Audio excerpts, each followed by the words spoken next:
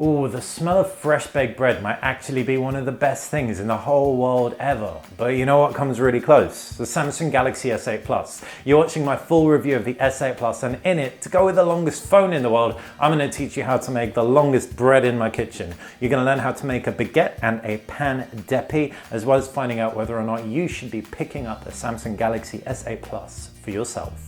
Baguettes need hardly any ingredients. 500 grams of flour, 10 grams of yeast, 10 grams of salt, and 370 mils of water. That's it.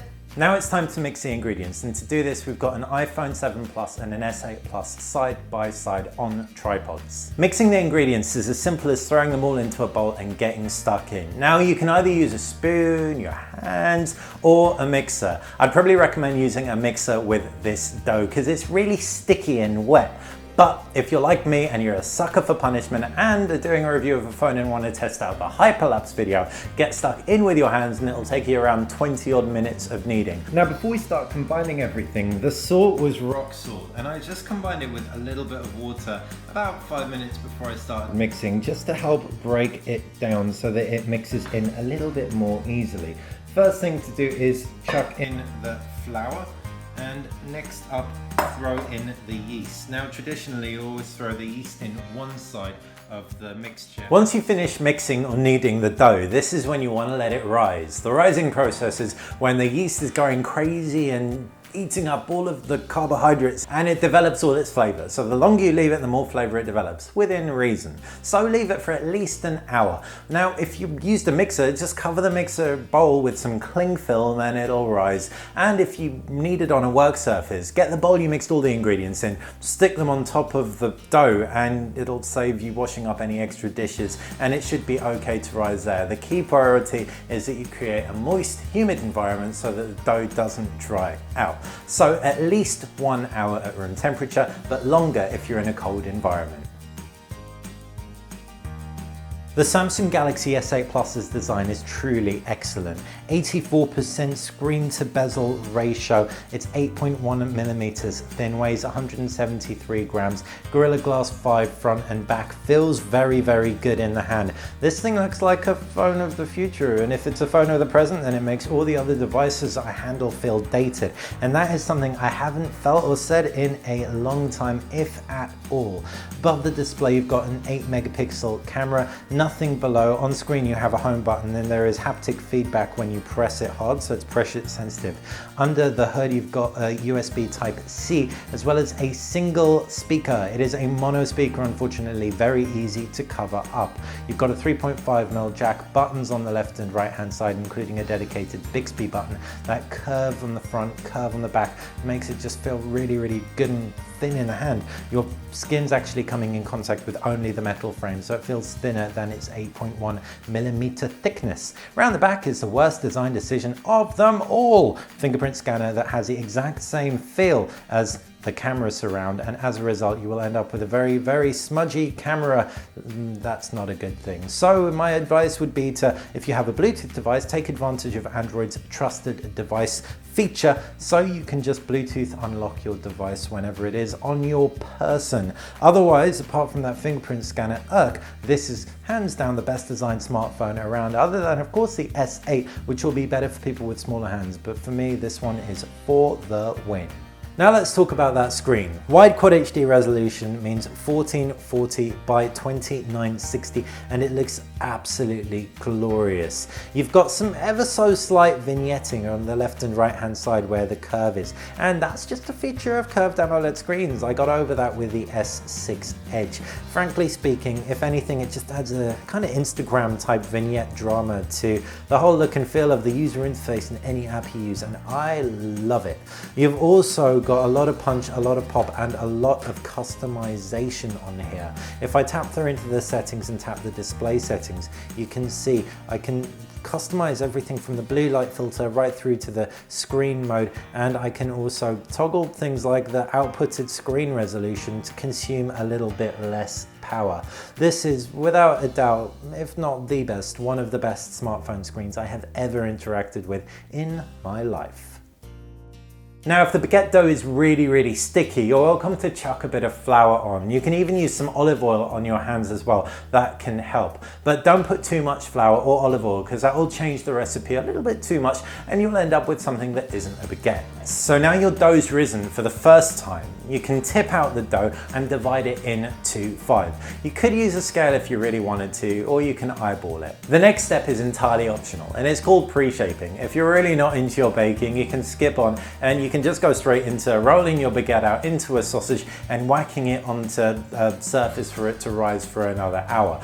But if you are into your baking, this pre-shaping adds a structure that just makes sure that your baguette is nice and round. It kind of adds height to your baguette so it just doesn't end up as one long flat piece of bread. So to pre-shape, turn each individual piece of dough into a rectangle and then fold it over itself, pull it back, fold it over itself and pull it back. It is super sticky. It is not as kind of like straightforward as I'm making it out to be when I'm talking. As you can see, I'm having a lot of trouble myself, so don't fret yourself. The priority is that you create some surface tension so that you can get some nice height when your bread rises and then eventually bakes.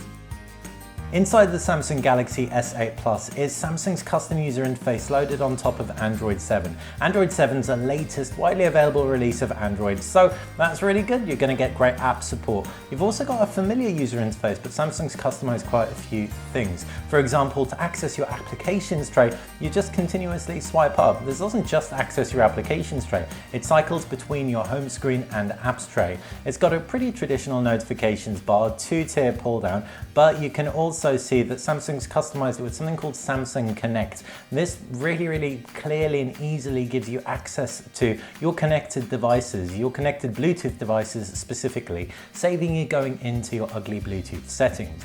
Now there's also something called Bixby on here. Bixby takes a form of a screen to the left hand side, which throws some information your way. This isn't a final release of Bixby, by the way. It's kind of a pre-release version, so if it's a bit unstable, don't take that as how the final one will be looking on your device. Bixby is available in Korea right now through voice assistance, as well as a screen to the left hand side which gives you calendar information, pictures that you've recently looked at, and news as well. But in the UK we're not going to get that voice feature for a while. We will however get a camera integrated feature that is going to scan barcodes. It's something called Bixby Vision. It'll scan barcodes and then take you directly to the Amazon purchase page for a device, and that I found worked pretty well. If I swipe in from the right hand side, I've got Edge UX right there. This is super handy if you remember that it is there, because it is pretty easy to forget. The kind of legacy of application support for it, the developers who've made these Edge enhancements, they all work on the S8 Plus. So whether it's People's Edge displaying contacts, Clipboard Edge which shows your recent clipboard items, reminders, weather, right through to sports results if you're that way inclined, it is all available in the side of your phone. So it's kind of a user interface on top of a user interface on top of an operating system. Like I said, it sounds heavy, but actually in day-to-day usage, everything aside from Bixby flows really well. We're over halfway with the baguette making process and it's time to heat your oven. You want the oven to preheat for at least half an hour, probably more to be honest. You want the temperature to be so freaking hot that something called oven spring happens. And that is the baguettes kind of forming a nice round bottom. Yep, I did just say that. So while the oven's preheating, we can get rolling out the baguette dough. And we do that by placing one hand on top of another and letting gravity take its course, back and forth, pulling our hands out to the side until we end up with a nice long sausage. Make sure the seam is at the bottom if indeed you did pre-shape your baguette, and then you want to let it rise. I'm letting it rise on this piece of cloth. It's called a couche. If you're really into baking, you can get one on Amazon, for example. But if you don't have one of those, do not fret. Just let it rise on some parchment, just lay them out, each baguette, and then you can kind of create pleats in between each one. Then one baguette will create the structure for the other baguette. Cover it all with a kind of lightly dampened tea towel so it doesn't dry out once again. And we're almost there. Leave it for another kind of 45 minutes, hour or so. What you want to happen when you come back to check whether or not it's risen enough, you kind of want to push the dough a little bit and then it springs back nice and slowly.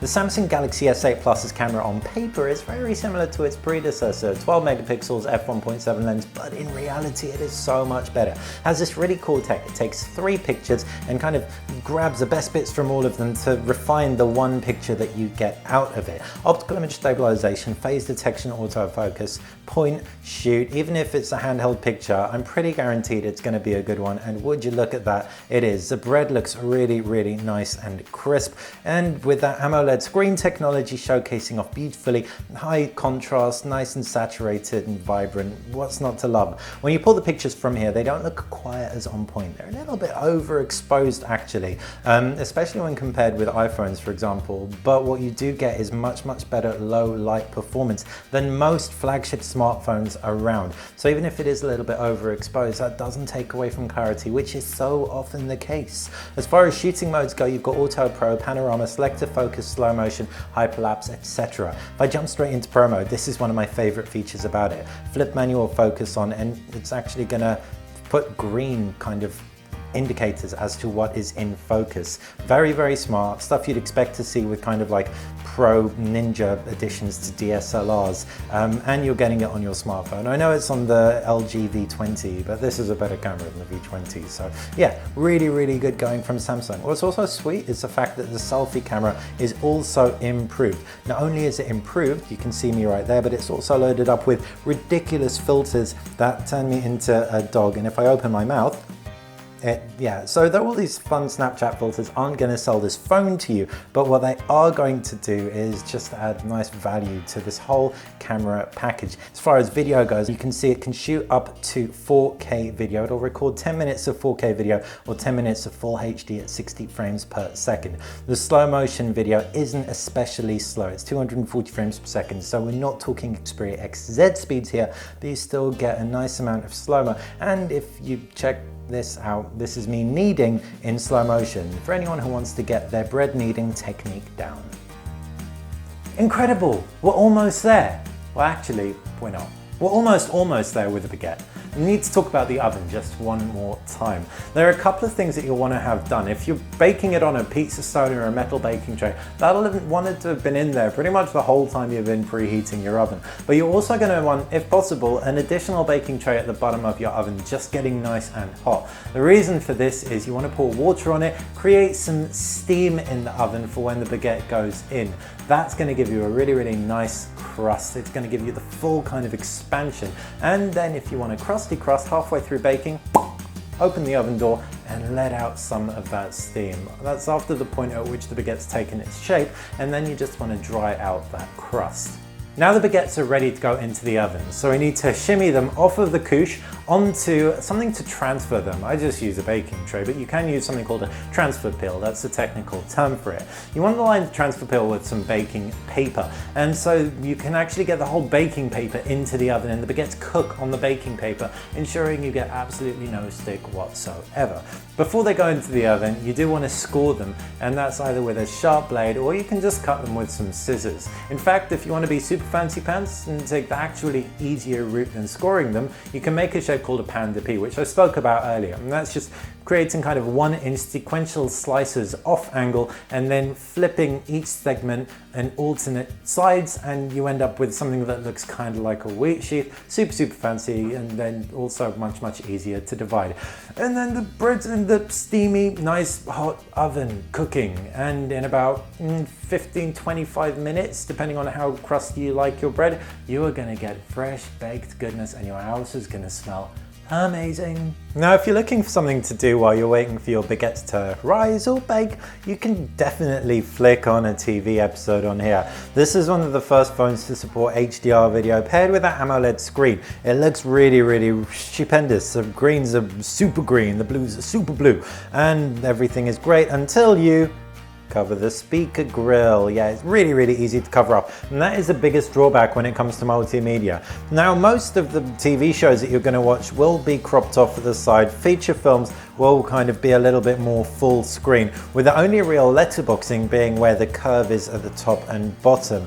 But if you've got Amazon Prime, that's starting to support HDR video. Netflix will start introducing it as well over streaming too. So definitely this is one of the best devices to enjoy content on, with its ginormous 6.2 inches of AMOLED goodness. Opening up Game Launcher, and this is really the gaming hub of the phone, and you can see I can switch my performance mode from high to power saver through to normal performance. It also aggregates my games, which is a handy touch, and if it misses any you can add them manually. What's also cool is if I, for example, jump into Asphalt 8, in the actual game itself I've got some game tools allowing me to record the screen, screenshot, etc. You can see Asphalt in particular is awesome because it's perfectly optimized for the 18.5:9 aspect ratio. So between the graphics and the gameplay, it is, yeah, really good. The full screen games benefit from there being no on-screen controls, but for most fighting games that I played, they weren't optimized natively, and actually the on-screen controls sat on the outside, which felt actually relatively natural. What I'm trying to say is this is an excellent gaming device, save for the same issue that I found with video, that is the speaker. Sorry, clearly getting too into the gameplay, and I think that's quite indicative of playing this. It is just incredibly awesome and immersive. It's little surprise that the performance on this thing is just so good across gaming and the UI, save for the occasional Bixby stutter. If I open up Antutu, for example, and indeed Geekbench, you can see this benchmark's pretty much better than any other Android phone. This one's running with the Exynos 9 chip and 4GB of RAM. US, you'll have the Snapdragon 835. Both will be class leaders, and what's also cool, both will also support gigabit download speed, so going to be the fastest downloading phones on the block. Thanks to the 3500 mAh battery under the hood, and specifically a whole load of optimizations by Samsung to just eke the most life out of it as possible, the Samsung Galaxy S8 Plus does last a full day. It doesn't really last more. That isn't going to happen if you're a power user like me. I use this thing a shed load, and by nighttime I needed a recharge. But what's also really sweet about it, it charges really quickly, from 0 to 100% in 1 hour 18 minutes, and wireless charging as well. This really is a mad fully featured device, and I freaking love it. And all of that is why the Samsung Galaxy S8 Plus is probably the best smartphone in the world if you've got big hands and like bigger phones, and can deal with the fact it's got a terribly placed fingerprint scanner that you are going to want to avoid using, and it doesn't have stereo speakers. A very easy to cover up mono speaker. If indeed you can, awesome. If you can't and you're kind of disappointed by this review, at least now you know how to make some really good bread. Bye. Really hope you enjoyed this kitchen tech mashup review. If you did and you want to stay on top of all of our videos, make sure you subscribe to the channel. If you liked the video, don't forget to click that like button. And if you've got any questions about anything that I spoke about, fire them in the comments section below. Thanks for watching BTech.